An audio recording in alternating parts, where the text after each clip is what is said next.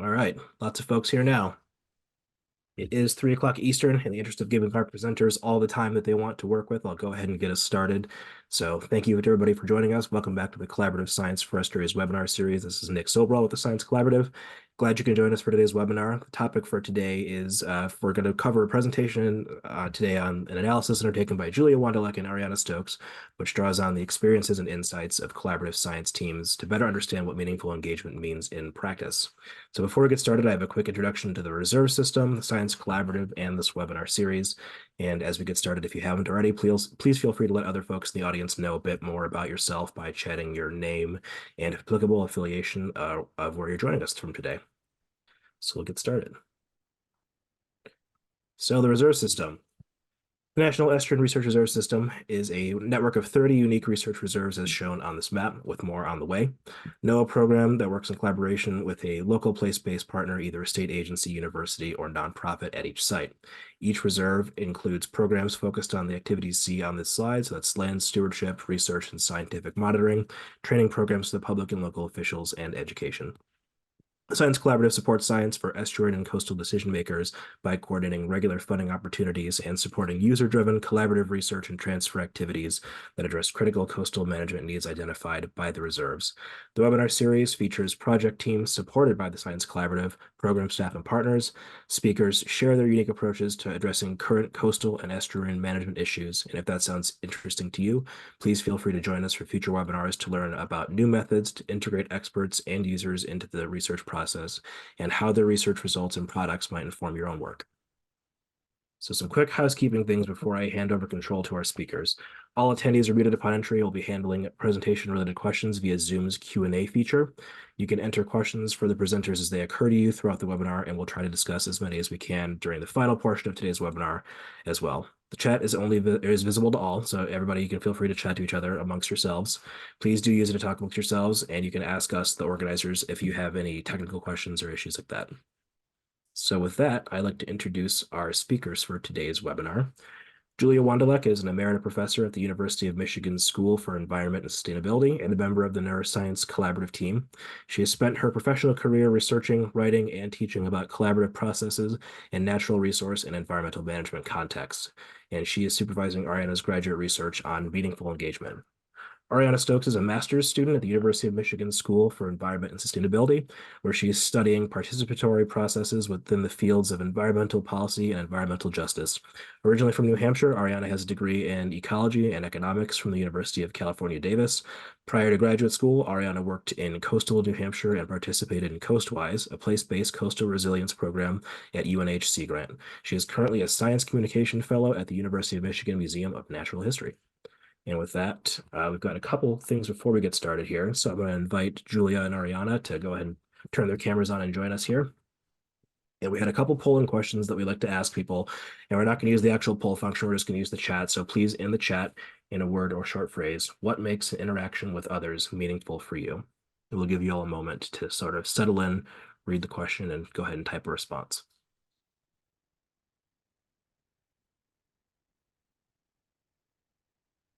Lots of responses flying in. Look at that. Yeah, wide-ranging ones too. Getting things done, feeling heard, sincerity, connection, commitment, two-way communication. This is all great. In a word or short phrase, what makes an interaction with others not meaningful for you? I see a lot of similar answers here. Yeah, That's interesting. definitely. Dismissiveness, not feeling heard, shallow, one-sided, irrelevant, superficial. Okay, well, this is Julia. Thanks for your introduction, Nick, and welcome to everyone. We have almost 200 people in this webinar, so clearly this is a topic of interest to quite a few people. I want to just make a quick comment about the two polling questions that we just did. We posed them for two reasons. First, to put your minds in the zone of this topic of meaningful engagement that we'll be exploring during the webinar.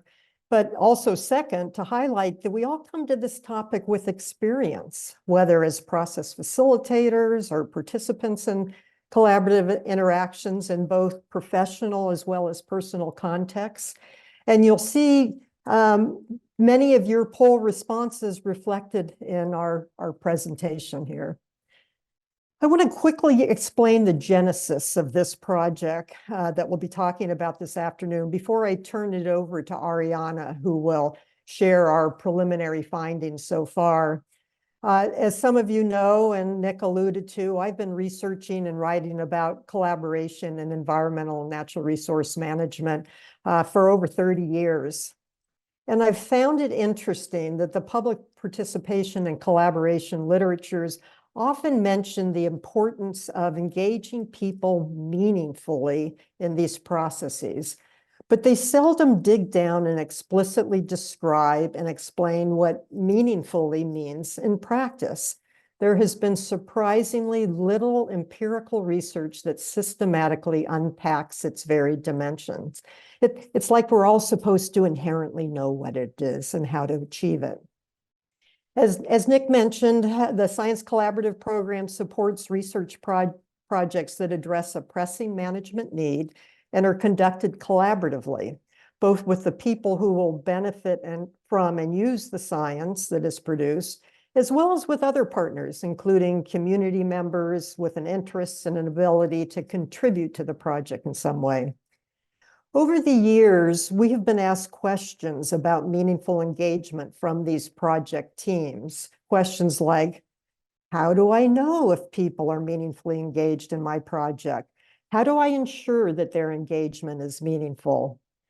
We've done our best to provide answers drawing from our experience, but we realized that these questions begged answers that were informed by more systematic analysis than currently exists. And moreover, we realized that the NERRS Collaborative Science projects provided a fantastic pool of experienced people and interesting projects from which to draw insights. So with the encouragement and the ongoing support of the Science Collaborative Program team, Ariana and I embarked on this study a year ago, and I'm going to turn it over to her now to present our preliminary findings. Thank you so much for that introduction, Julia. Okay, so before I begin to explain our research questions, I want to quickly clarify terminology for those who aren't familiar with the types of projects that are funded by the NERRS Science Collaborative. There are two clusters of people typically involved in projects that are funded by the NERRS Science Collaborative: the project team and project participants. The project team consists of people who are responsible for managing and coordinating the project. This might include people acting as principal investigator, collaborative lead, or technical lead. And then there are project participants. Project participants include intended users. Intended users are the intended recipients of the project's final outcomes. Project participants might also include community members or advisory team members. Now, in reality, as many of you might already know, the dichotomy between the project team and project participants is a little bit blurry. For example, in some projects, the project lead might also be an intended user of the research. Within our research, we were primarily focused on meaningful engagement as it relates to project participants, in particular, intended users. But through the course of this project, it became clear that meaningful engagement is important for everyone involved in a project. So moving on to our research questions, as Julia shared, the objective of this project is to better understand the many dimensions of meaningful engagement. And we developed 5 research questions to help us look at engagement from a couple of different angles. So starting at the very top of this diagram here on the slide, our first research question is, what motivates engagement? Why do people join collaborative science projects? Moving to the right of this diagram, we ask, what are the telltale signs of meaningful engagement? In other words, what does it look like?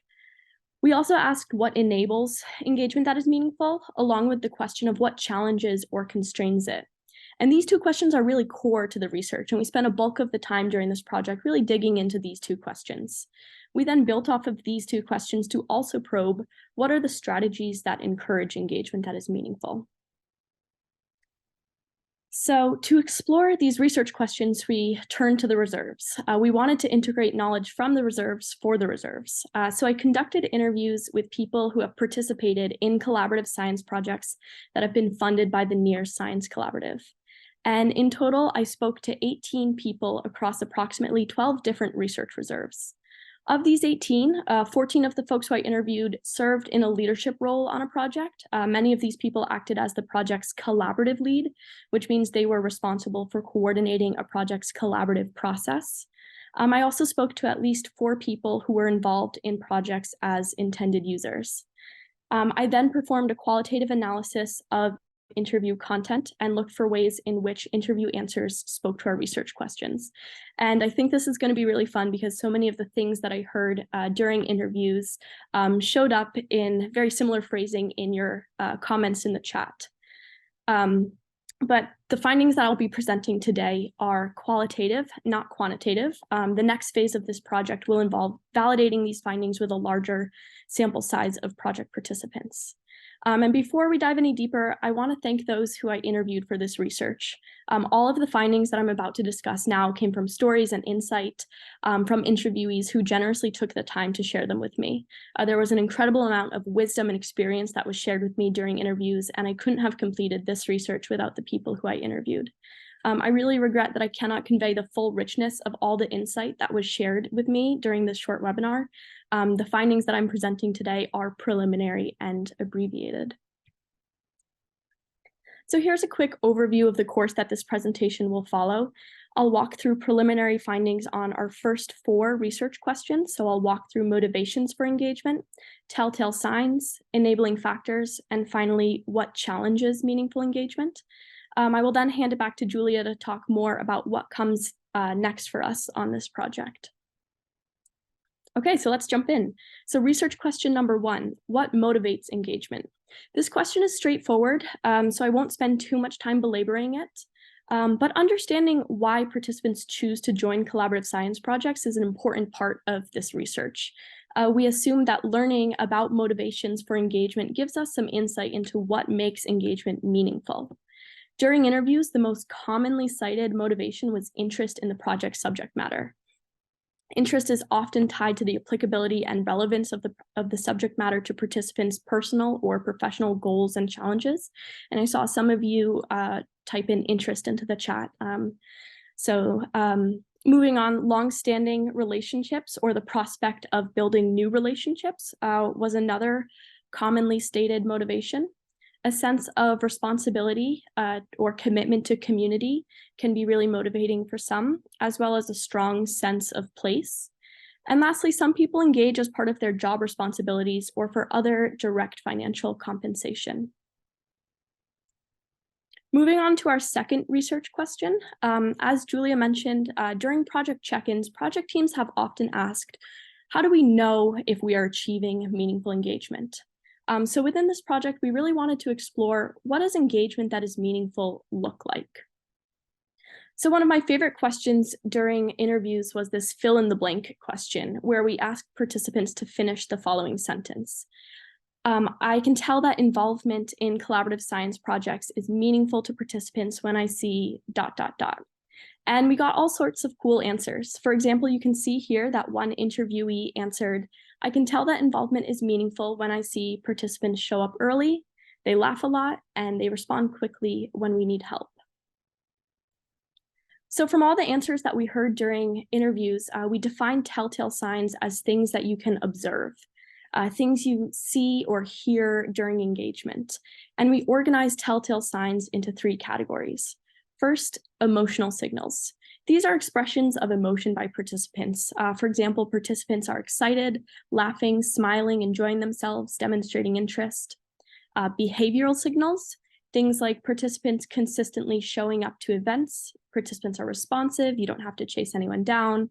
They're asking questions, contributing, building relationships. They might be pushing back or engaging in constructive dialogue. And finally, signals related to engagement with project substance. Participants are moving the project forward. They're generating new ideas or spin-off ideas for the project. There's evidence of project application or learning. Participants are using project outcomes or products. They might be changing the way they think, or they might be talking about the project with others, and through this, perhaps pulling new people into collaboration. Of course, the specifics of what engagement looks like will vary by context, but there was a real sense among those who I interviewed that when people are engaging meaningfully, you will know, you will see it. The next question of interest to our research is what enables meaningful engagement? And this is what I spent the majority of my time talking about with interviewees. So we asked interviewees what sorts of things facilitate or foster engagement that is meaningful to participants.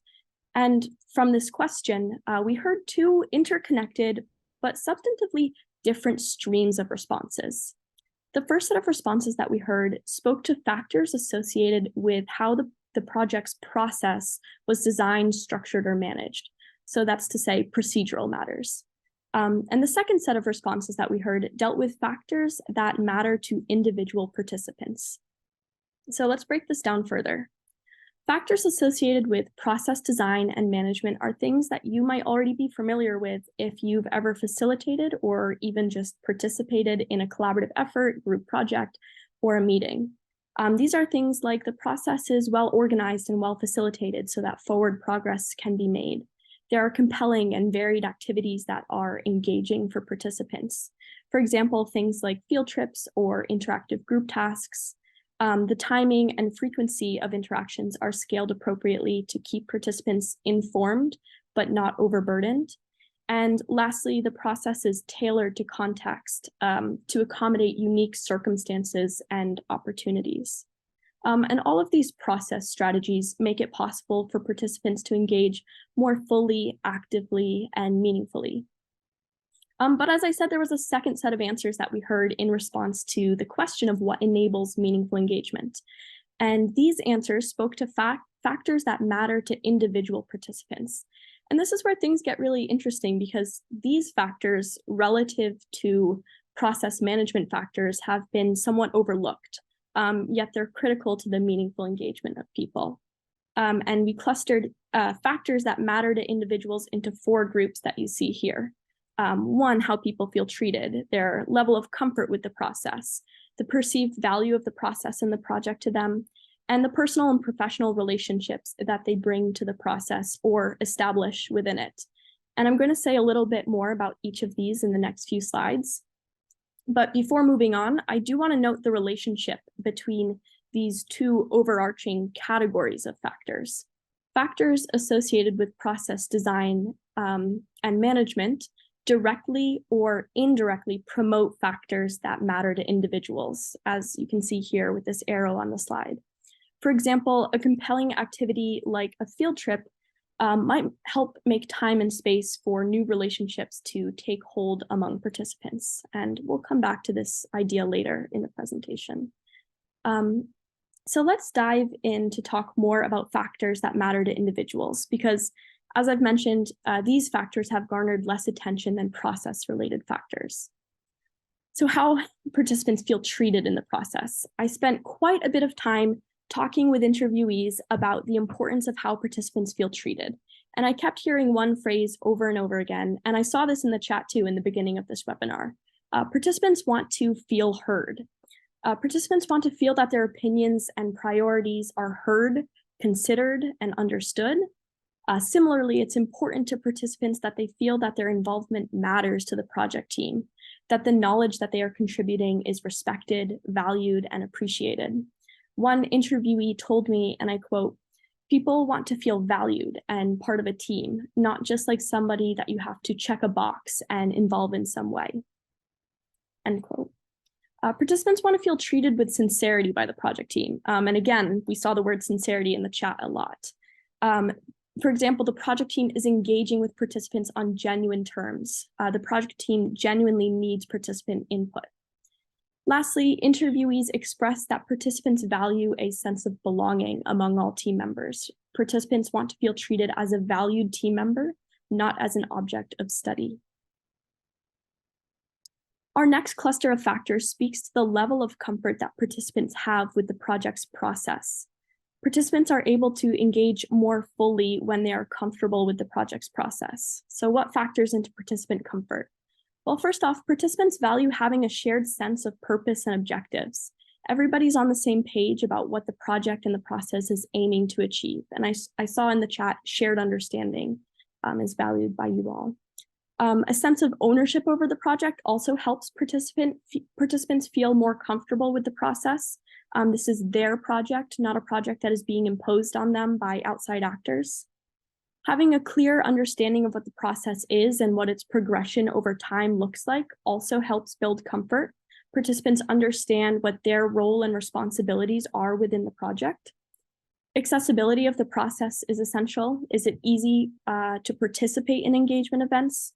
Are participants' varied needs accommodated? Do people feel safe, taken care of? One interviewee shared, quote, "If you take care of physical needs, then people can focus on enjoying themselves, interacting with people around them, and listening to each other." And last but not least, it's important to participants that they feel comfortable enough with each other to share concerns, push back, and engage in constructive conflict. One interviewee emphasized this point by sharing, quote, "You trust that your ideas are not going to be ridiculed. You feel comfortable and taken care of by the people that you're working with." Our next cluster of factors has to do with the value that participants find in the substance of the process and the project itself. Participants are more likely to engage meaningfully when the project or the process holds high value for them. As I mentioned earlier, one of the most common motivations for participant engagement is interest in project subject matter. So unsurprisingly, participants find projects that are relevant and directly applicable to be more worthwhile.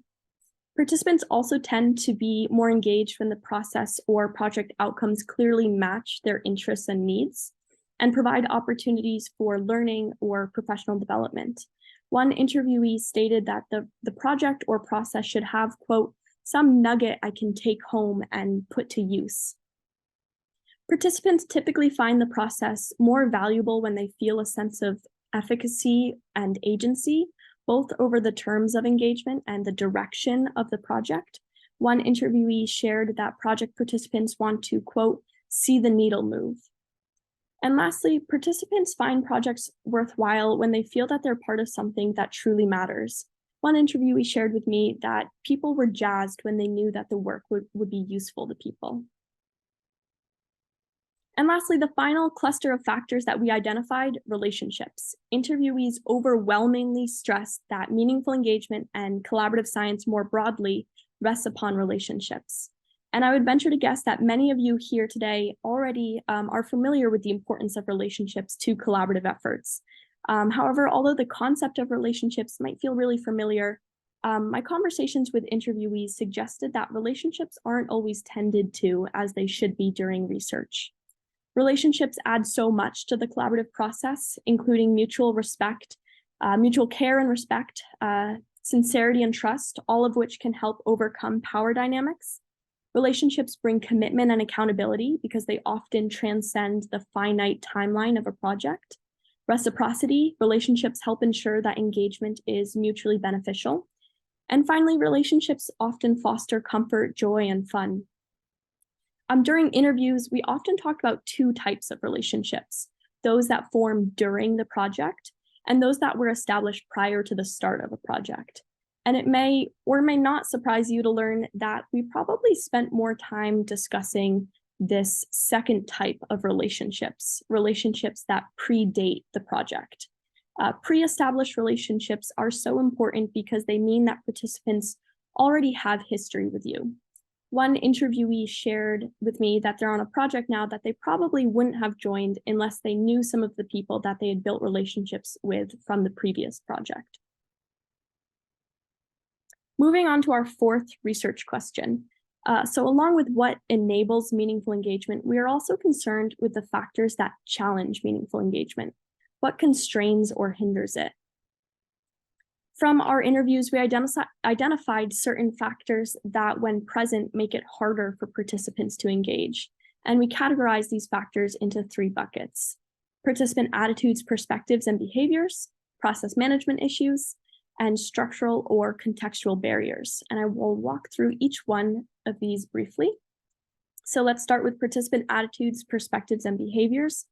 These are constraining factors that primarily address how participants feel treated during the process. And many of the things in this category may feel familiar as the inverse to things that I shared earlier.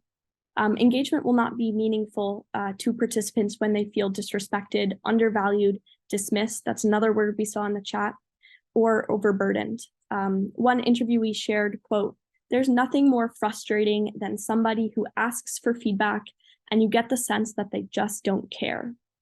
Similarly, if participants feel like there isn't a role for them in the project, they're likely to question the value of their involvement. Interest is likely to wane if the project doesn't feel relevant or useful, or if the costs of participation outweigh the benefits. And lastly, weak working relationships, mistrust, and conflict between participants can make it harder on everyone to engage. Our next set of constraining factors are process management issues, again, procedural matters. Earlier in this webinar, I touched very briefly on how process management can enable engagement.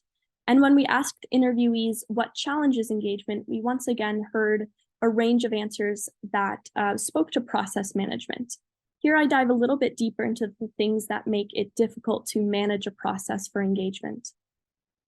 So first off, infrequent or burdensome engagement. It can be difficult to scale project asks such that participants feel kept in the loop without feeling burnt out or taken advantage of. Lack of commitment or follow through by the project team. Collaborative projects often have long timelines and it can be easy to lose focus because of that. Participants may also have variable needs, priorities, or expectations, and it can be hard to tailor the process so that it accommodates all participants, especially if participant needs are conflicting. I heard from one interviewee that there's a really important balance between listening to what intended users need, which might be everything in the kitchen sink, and then being really realistic about what you can provide. A lack of shared understanding or difficulty communicating across disciplines. Many interviewees shared that engagement is hindered when time isn't taken to build a shared lexicon across disciplines. And finally, interviewees shared that it's highly problematic when insufficient time is taken to grow relationships before, during, or after the project. Many times project teams underestimate the amount of time that needs to be built into the process to tend to relationships. Our final category of constraining factors deals with structural elements that are exogenous to specific projects or processes. These factors have to do with things like unfamiliarity with collaborative approaches, the realities of rigid timelines or funding requirements, the dominance of Western science as a paradigm, and external socio-political events. Overcoming these more structural challenges can be very difficult because they are systemic and because so many of our institutions are set up to conduct science in a certain way. One interviewee noted that a lot of this stuff is really outside of our training. And so that provides a good segue into our next section as we think about how this research fits into practice and what the next steps for this project are. So now I will hand it back to Julia. Take it away, Julia. Thanks, Ariana, for that great summary of what we've been learning so far in this project. I want to close now with a few comments about what comes next for us on this project. Our immediate next step that Ariana mentioned earlier is a short online survey that will be sent to people who have been participants in science collaborative projects, particularly the intended users, to test these findings that we've seen so far. We'll use the survey results to supplement, make modifications to, and validate what we have learned so far from Ariana's interviews. Our plan is to have a final report ready to share in the late spring.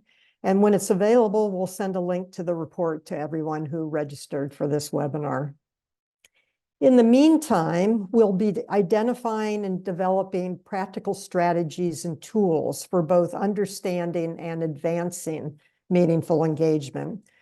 We don't want our report to just be a summary of findings. We want to convert those findings into what we hope will be useful frameworks for thinking about meaningful engagement and tools for both diagnosing a situation to assess how you're doing and for identifying strategies that might help. Most of our interviewees stress the point that engagement needs to be tailored to the specific context.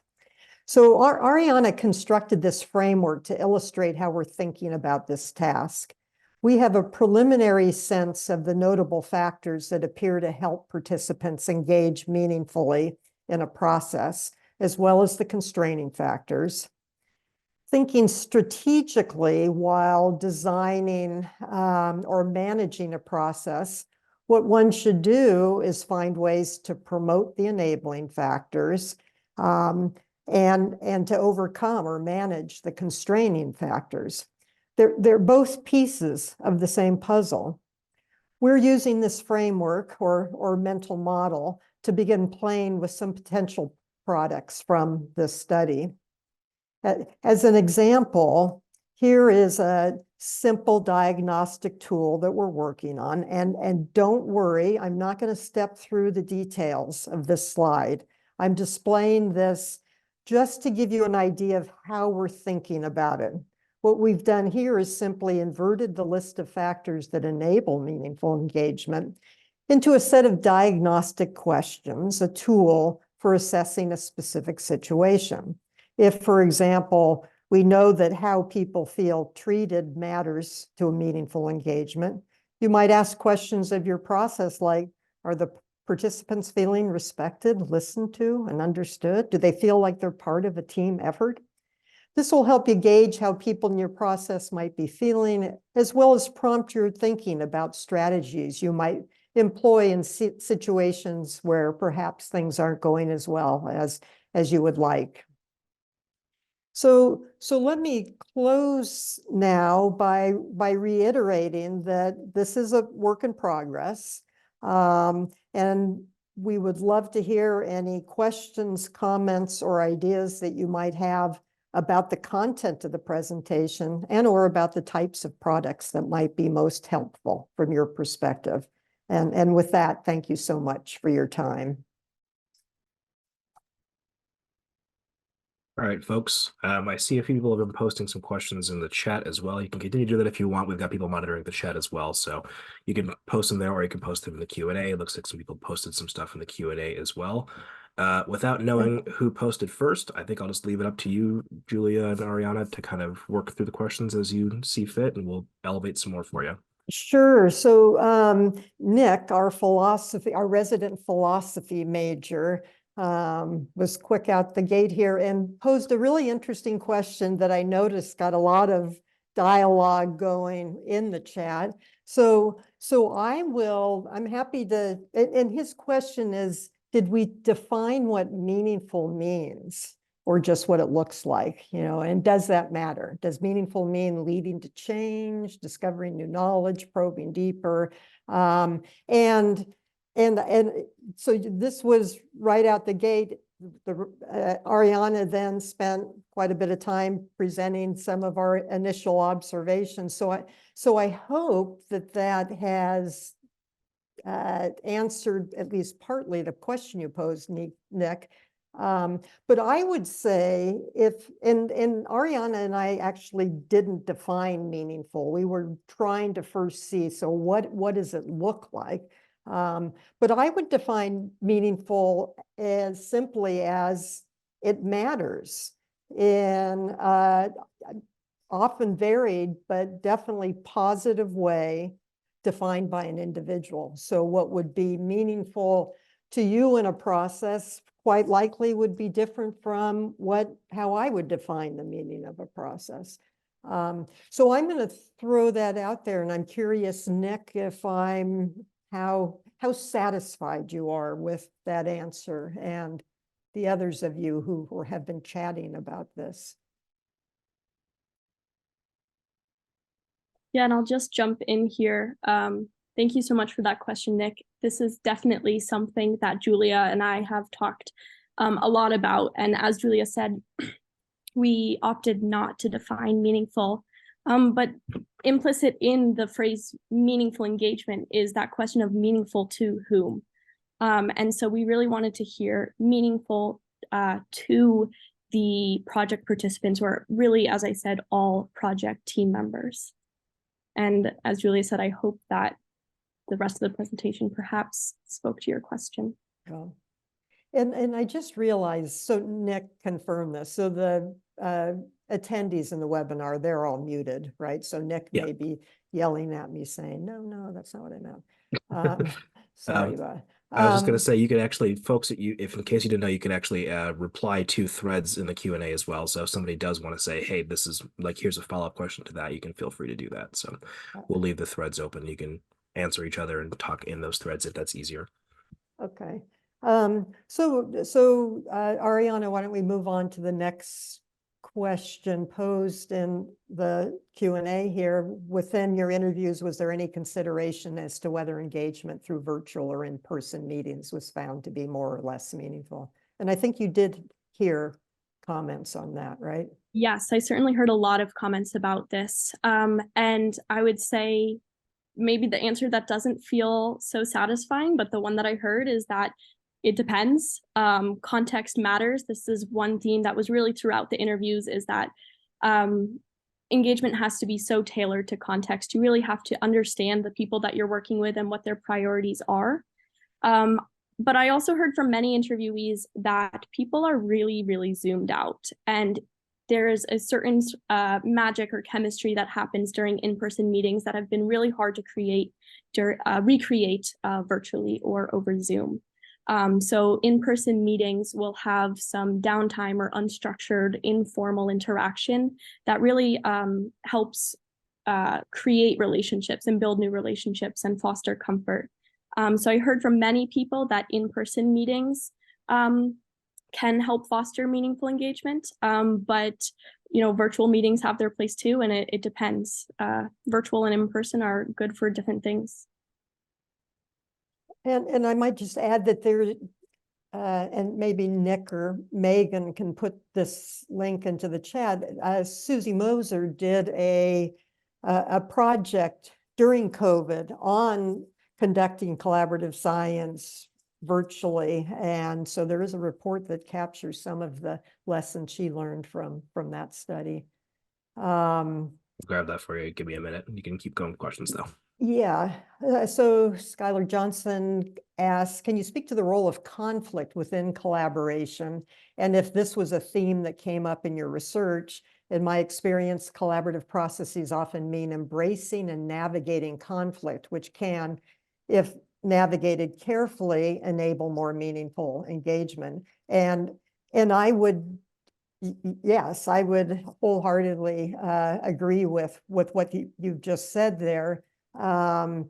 Human interaction often involves conflict. And in the natural resources realm, where we're dealing with issues issues that are complex, scientifically, socially, politically complex, and in contexts that places people care about, issues people care about, conflict's inevitable. So the role of a collaborative process, in my view, is to help to navigate, as to use the word you use, to navigate that conflict, to help people listen, hear, understand issues, understand each other in different ways, and as is possible, to come up with creative solutions that can address the problem in a way that addresses people's interests. But yes, this is, just because conflict is involved does not mean that a process is not meaningful. If the process provides an opportunity for people to work through their differences, that could provide significant meaning to those involved. So yes. Yeah, and I would add there that conflict doesn't mean the engagement is not meaningful, and perhaps the opposite is true. I heard from some interviewees that when they saw people engaging in constructive conflict, they could tell that people really cared. conflict came up when I was talking with interviewees about telltale signs. When people are holding really strong opinions, they're caring about the project substance or the process. They want to know that their involvement matters. So I agree with everything that Julia said and just wanted to add that point. So here's Janice Kern's question. Is there any concern that the survey results possibly being biased and that they may only capture NERRS Science Collaborative participation relative to other similar engagements outside the world of the Science Collaborative?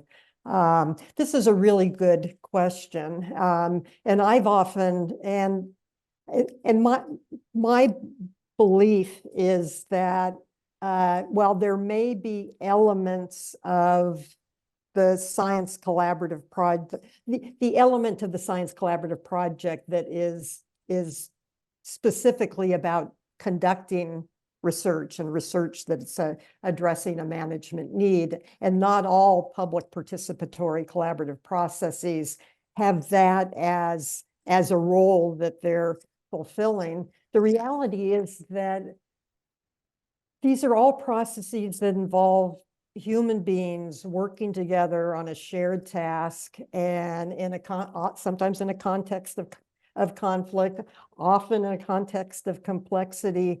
So I would be surprised if the results aren't at least 90% valid for other contexts that aren't the Science Collaborative. Is it true to, and in our final report, I think we will address that topic head on. Yeah. Is it true to state that your assessment of meaningful engagement was more with persons participating in advisory boards or citizen groups versus the general public attending public meetings intended to engage local communities? Ariana, do you want to tackle this? I mean, this is something we've talked about. So the 18 people you spoke with were in a particular, or most of them, not all, in a particular role. And because of that, we're doing this other survey, but why don't you? Yeah, so this question, I see some alignments with the previous question as well. So yes, I spoke to 18 people, 14 of which at least had been involved as a project lead, usually as a collaborative lead.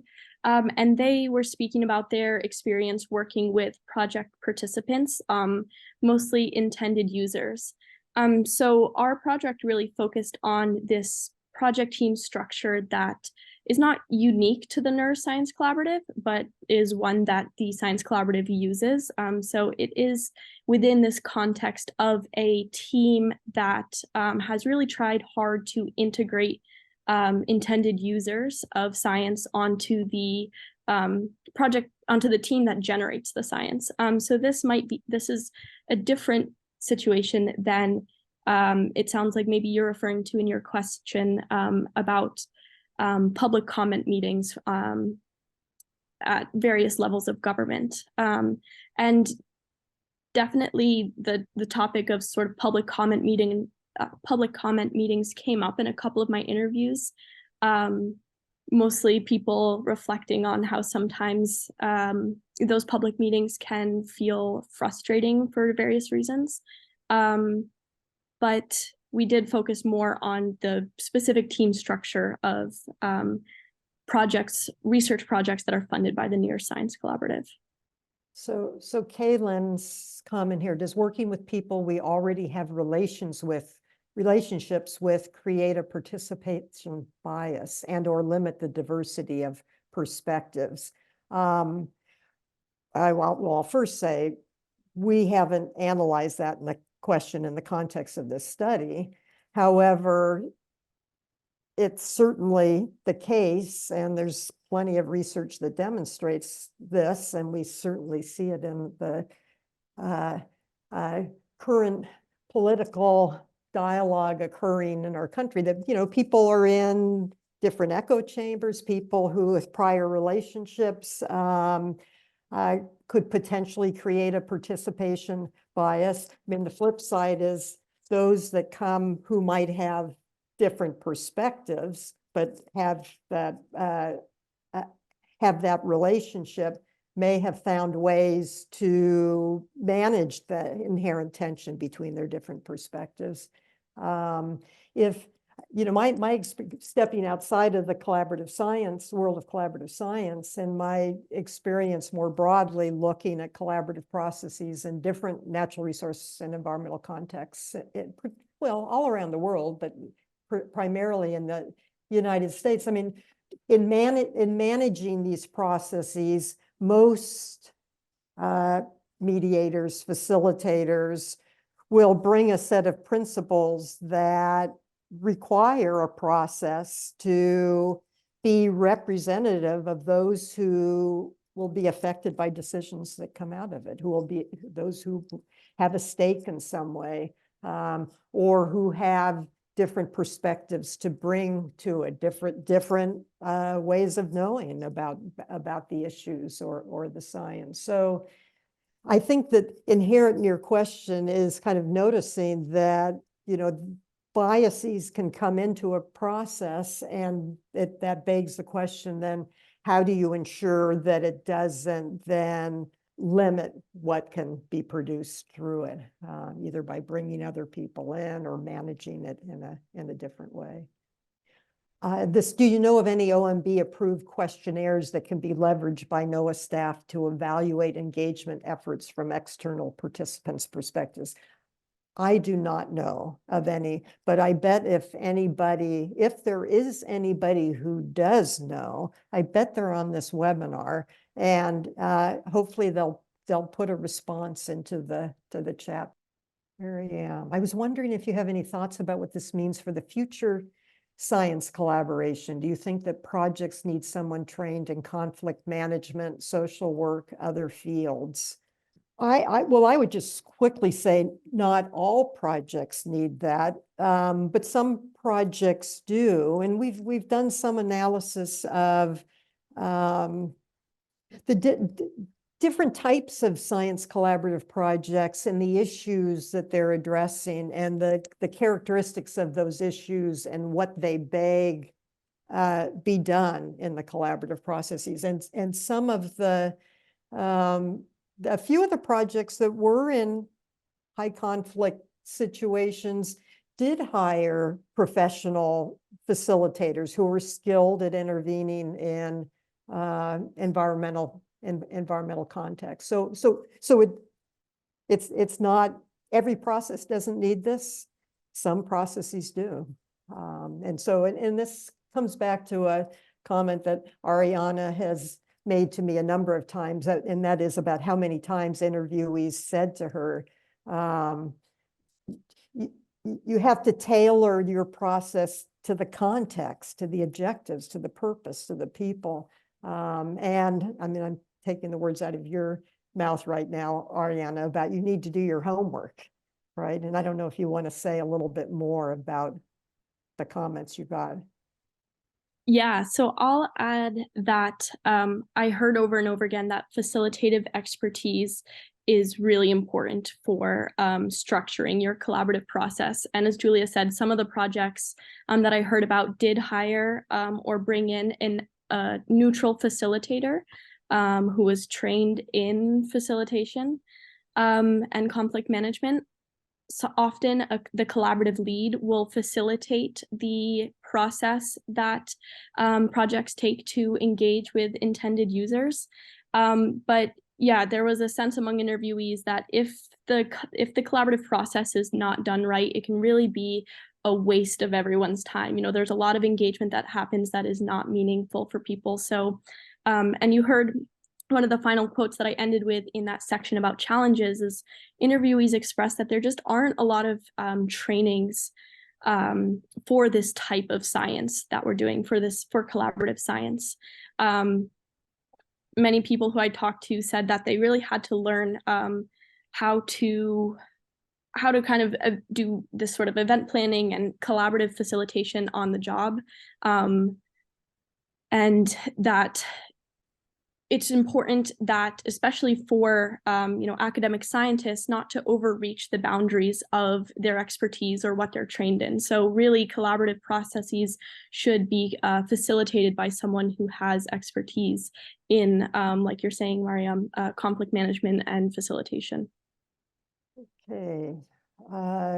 Here's a question. Have you ever seen conflicts within collaborations or strained relationships that might have more to do with unconscious biases towards a group that other participants belong to than the actual content or project?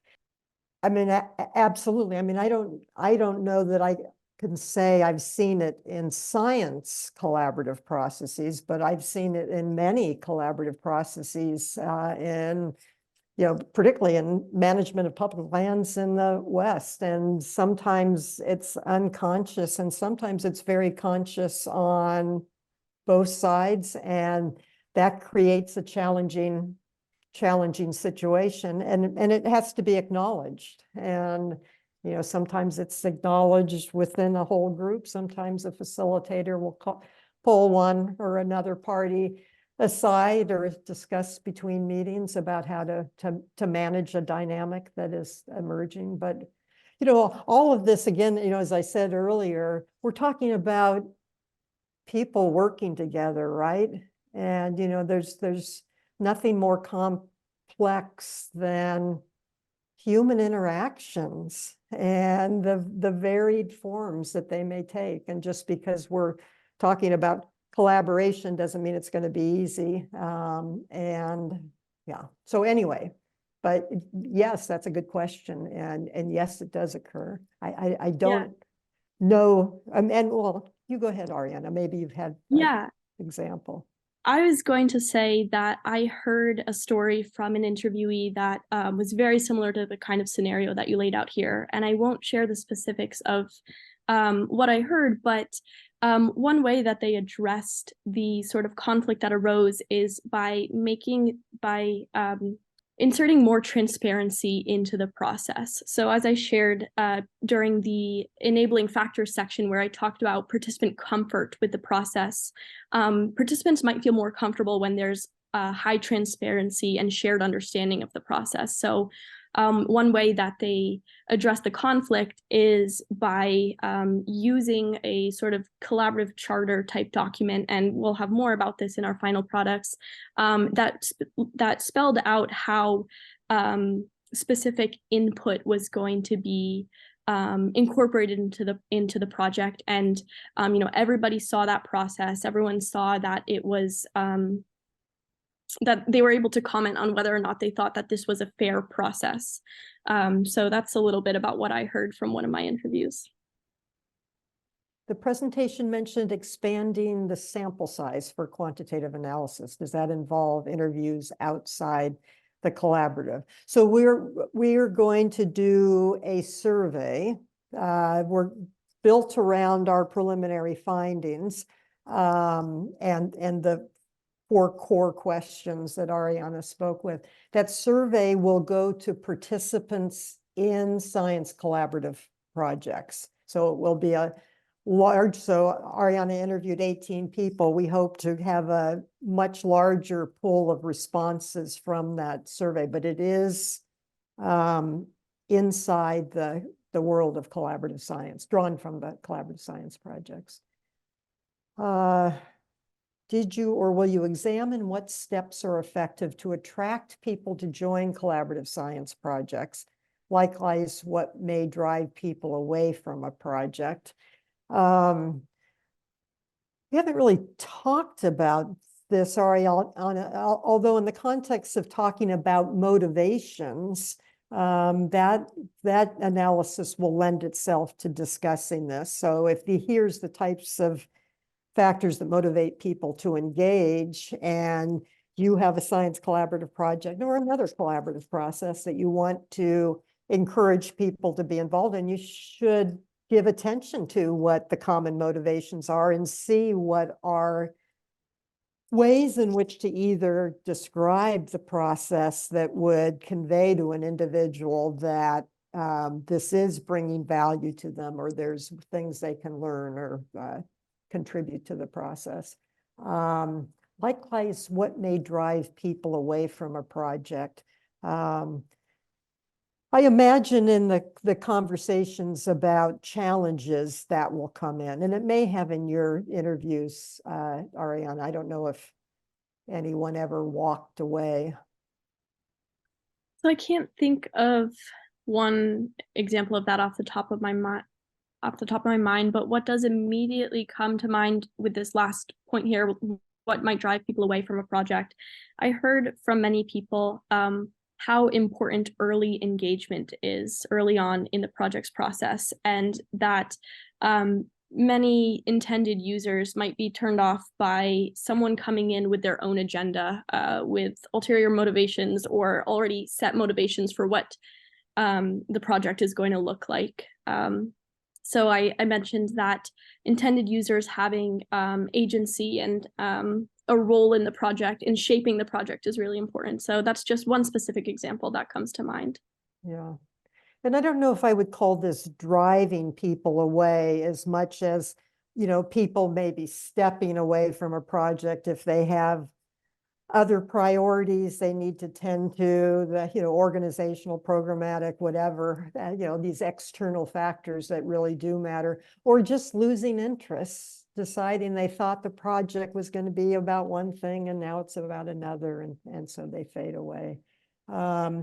We're almost out of time here.